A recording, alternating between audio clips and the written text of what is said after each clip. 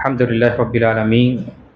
الصلاة والسلام على رسوله الكريم وعلى آله وصحبه أجمعين وعلى من تبعهم بإحسان إلى يوم الدين. ما بعد. باب الحث على سور وآيات مخصوصة. عن أبي سعيد ورافع بن معلى رضي الله عنه قال: قال لي رسول الله صلى الله عليه وسلم: ألا أعلمك أعظم سورة في القرآن قبل أن تخرج من المسجد؟ فأخذ بيدي فلما أردنا أن نخرج قلت: يا رسول الله، إنك قلت لأعلمنك أعظم سورة في القرآن. قال: الحمد لله رب العالمين، هي سبع المثاني والقرآن العظيم الذي أوتيته. رواه البخاري. இணைத்துக்குரிய அல்லாஹ்டியார்களே, என்று பார்க்கக்கூடிய புதிய தலைப்பு 183ஆம் தலைப்பு. குர்ஆனை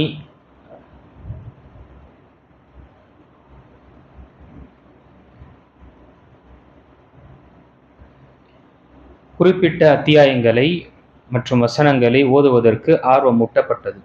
இதுவரை நாம் குர்ஆனை ஓதக்கூடிய சிறப்புகளும் அது நமக்கு பரிந்துரை செய்யவும் என்ற விஷயங்களும், அதே போல குர்ஆனை ஓதுதலும் மற்றவர்களிடமிருந்து கேட்கக்கூடிய விஷயத்தினுடைய சிறப்புகளை பற்றி நாம் பார்த்து கொண்டு இருக்கோம். இப்பொழுது இந்த தலைப்பில் கீழ் எண்ணற்ற ஹதீஸ்கள் வருகின்றது. இதில் அனைத்துமே ஒவ்வொரு சூரா அல்லது சில அத்தியாயங்கள், சில வசனங்களுடைய சிறப்புகள் என்ன சொல்லப்பட்டிருக்கு, அந்த ஃபதாயில்கள் என்று சொல்லக்கூடிய விஷயம், என்னென்ன எக்ஸலன்ஸ், இந்த சூறாவுக்கு என்ன சிறப்பு, இந்த வசனத்திற்கு என்ன சிறப்பு என்று நபி ஸல்லல்லாஹு அலைஹி வஸல்லம் சொன்ன சில சூறாவுடைய பெயர்களும் அதனுடைய சிறப்புகளை நாம் பார்க்கிறோம். முதல் ஹதீஸ், புகாரில் வரக்கூடிய ஹதீஸில் நபி ஸல்லல்லாஹு அலைஹி வஸல்லம் அவர்கள் அபூ சயீத் ராஃபி இப்னு முஅல்லா என்று சொல்லக்கூடிய ஒரு சஹாபி, அவர் அறிவிக்கின்றார், ஒரு முறை நபிகள் நாயகம் ஸல்லல்லாஹு அலைஹி வஸல்லம் என்னுடைய கையை பிடித்து நபி ஸல்லல்லாஹு அலைஹி வஸல்லம் கூறினார்கள்: அறிந்து கொள்க, நீர் பள்ளிவாசலை விட்டு வெளியேறும் முன் குர்ஆனில் உள்ள மிக பெரும் அத்தியாயம் ஒன்றை உமக்கு கற்று தருகிறேன் என்று நபி ஸல்லல்லாஹு அலைஹி வஸல்லம் அந்த சஹாபிக்கு கையை பிடித்து சொன்னாங்க. அந்த நேரத்தில் நபி ஸல்லல்லாஹு அலைஹி வஸல்லம் தன்னுடைய வேலையில் பேச்சை முடித்துவிட்டு வெளியே செல்லும் பொழுது இந்த சஹாபி அல்லாஹ்வுடைய தூதரிடம் கேட்டார்கள்: அல்லாஹ்வுடைய தூதரே, இறை தூதர் அவர்களே, குர்ஆனில் மாபெரும் அத்தியாயத்தை உமக்கு கற்றுத் தருகிறேன் என என்னிடம் நீங்கள் கூறினீர்கள் என்று நான் கூறினேன். அப்பொழுது அவர்கள் அல்ஹம்துலில்லாஹி ரப்பில் ஆலமீன் என துவங்கும் முதல் அத்தியாயம்தான் அது திரும்ப திரும்ப வரும் 7 வசனங்களை உடையதாகும், எனக்கு கொடுக்கப்பட்ட மகத்தான குர்ஆனின் வசனங்கள் ஆகும் என்று நபி ஸல்லல்லாஹு அலைஹி வஸல்லம் கூறினார்கள். இந்த ஹதீஸ் புகாரில் வரக்கூடிய 5006ஆம் ஹதீஸ். இப்போ இந்த ஹதீஸில் நபி ஸல்லல்லாஹு அலைஹி வஸல்லம் சூரத்துல் ஃபாத்திஹாவுடைய சிறப்புகளை குறிப்பிட்டிருக்காங்க. சூரத்துல் ஃபாத்திஹாவுக்கு இன்னொரு பெயர் உம்முல் குர்ஆன் என்று சொல்லப்படும். குர்ஆனுடைய தாய். என்ன அர்த்தம்? இந்த குர்ஆனில் இருக்கக்கூடிய அனைத்து வசனங்களும் அத்தியாயங்கள் அனைத்துமே என்ன, சூரத்துல் ஃபாத்திஹாவில் இருக்கக்கூடிய பொருட்களையே அடங்கக்கூடியதாக இருக்கும்.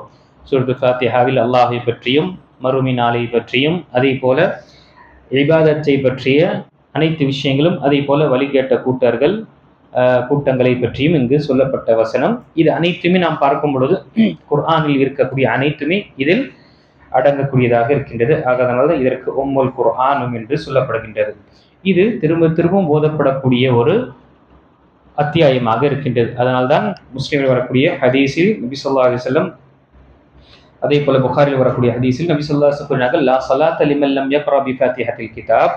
யார் சூரத்துல் ஃபாத்திஹா ஓதவில்லையோ அது அந்த தொழுகையே கணக்கிடப்படாது, அவருடைய தொழுகையே கிடையாது என்று நபி ஸல்லல்லாஹு அலைஹி வஸல்லம் சொன்ன புகாரில் வரக்கூடிய ஹதீஸிலும், அதே போல முஸ்லிமில் வரக்கூடிய ஹதீஸிலும் இருக்கு. அதனால தான் அது ஃபரதாக இருக்கட்டும், நஃபீலாக இருக்கட்டும், சுன்னத்தாக இருக்கட்டும், தனியாக தொழக்கூடியவராக இருக்கட்டும், இமாமுக்கு பின்னால் இருக்கட்டும், அனைத்து நேரத்திலும் சூரத்துல் ஃபாத்திஹா ஓதுவது இது முக்ததி, பின்னால் தொழக்கூடியவர்கள் மீது என்ன கடமையாக இருக்கின்றது. இந்த சூராவுடைய சிறப்புகளை பார்க்கும் பொழுது இது அல்லாஹு தஆலா இதில் நிவாரணத்தை வைத்திருக்கின்றான். இது ஒரு சிகிச்சையாக அமல் செய்யக்கூடியதாக இருக்கின்றது. நோயாளிக்கு நாம் இதை ஓதும் பொழுது இதனால நிவாரணமும் இதனுடைய சிகிச்சை ஏற்படுகின்றது. அது உள்ளம் சார்ந்த ஒரு நோயாக இருக்கட்டும், உடல் சார்ந்த நோயாக இருக்கட்டும், இது 7 தடவை ஓதுவது அல்லது ஓதி நம் உடலில் தடவிக்கொள்வது என்ன, இது நமக்கு நிவாரணத்தை அல்லாஹுடைய நாட்டத்தை பிரகாரம் தரும்.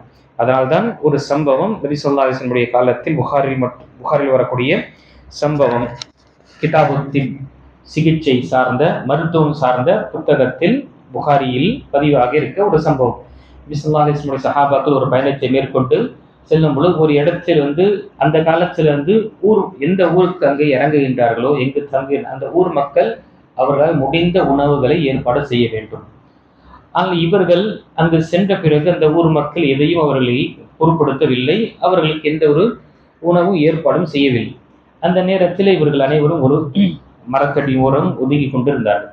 திடீரென்று அந்த ஊரில் இருக்கக்கூடிய ஒரு நபர் ஓடி வந்து எங்களுடைய தலைவருக்கு பாம்பு கடித்து விட்டது, நீங்கள் யாராவது ரொக்கையா செய்யக்கூடியவங்க, நீங்கள் ஓதக்கூடியவங்க யாராவது இருக்கிறாங்களா என்று கேட்கும்பொழுது நாம் இருக்கிறோம், ஆனால் நிபந்தனை என்ன, எங்களுக்கு இந்த ஆடு தேவை, 30 40 ஆடு தேவை, அப்பதான் நம்ம வருவோம் என்று சொல்லும் பொழுது சரி வாங்க என்று அழைக்கப்படும். அபூ சயீத் ரலியல்லாஹு அவர்கள் என்ன செய்யறாங்க, உடனே சென்று அவர்களுக்கு ருக்கியா செய்து விட்டு வராங்க. அந்த ருக்கியா செய்து விட்ட உடனே அந்த நபர் எழுந்து நடக்க ஆரம்பிக்கின்றாரு. எப்படி ஒரு ஒட்டகம், கட்டப்பட்ட ஒட்டகம் அந்த கயிற்றை அவிழ்த்து விட்டோம் என்றால் எப்படி நடந்து செல்லும், அது மாதிரி அந்த நபர் நடந்து செல்கின்ற அவரும் இதை கொண்டு வருகின்றார். இது சஹாபாக்களுக்கு கொஞ்சம் இது சாப்பிடலாமா இல்லையா தெரியலன்னா குர்ஆனை கொடுத்து இதற்கு பகரமாக வாங்கி இருக்கிறோம் என்று ஒரு சந்தேகமாக இருக்கு.